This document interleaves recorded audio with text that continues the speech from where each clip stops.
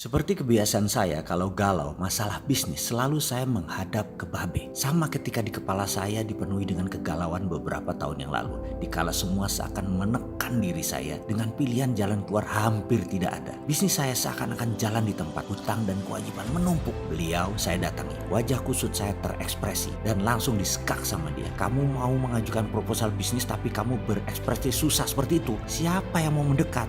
Ujarnya tanpa tedeng aling-aling. Misalnya kamu mau mengajukan peluang usaha kepada seseorang, namun sebelumnya kamu mengatakan, saya sedang sulit, baik verbal kamu mengatakan langsung atau non-verbal seperti ekspresi kamu sekarang. Kamu menunjukkan kesulitanmu, maka seluruh penjelasan kamu setelah ini tidak menarik siapapun. Saya cukup tersentak dengan nasihat itu, namun saya angguk setuju. Habis saya dikulahi waktu pertemuan tersebut, namun semua ini adalah hal yang saya butuhkan. Itu adalah shock terapi yang saya perlukan, sehingga dalam sekejap saya berubah. Dan benar, saya harus tetap semangat, tetap happy, tetap tertawa, tetap pede walaupun dalam hati remuk redam, mikul luhur mendem jeruk. Pandai bermain karakter dan lakukan dengan sepenuh hati. Pertahankan good feeling. Ini adalah bagian dari nasihat Babe yang saya ingat hingga kini. Banyak mutiara-mutiara yang diberikan olehnya selama perkenalan kami lebih dari 30 tahun. Saya teringat beberapa tahun lalu ketika saya dan putra kandungnya si Babe, anak laki satu-satunya dari 3 anak Babe ini berdiskusi di ruangannya.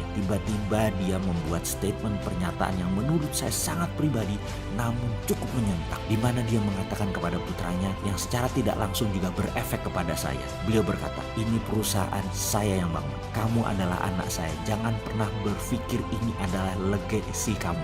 Ini adalah warisan kamu sampai kapanpun. Semua orang tahu, juga anakmu kelak atau cucu cicitmu, bahwa legacy dari saya, dari ayahmu, bukan dari kamu. Kalau kamu mau juga mendapatkan legacy semacam ini, ciptakan sesuatu yang turunanmu bisa mendapatkan hasil legacy dari karyamu. Bagi saya, kalimat itu cukup menohok. Namun sekali lagi, saya sulit membantah karena memang benar. Saya tadinya berpikir sang anak akan turn down atau loyo. Namun saya sangat terkejut. Sehari setelah dia bicara pada saya, dia setuju dan dia merasa tertantang.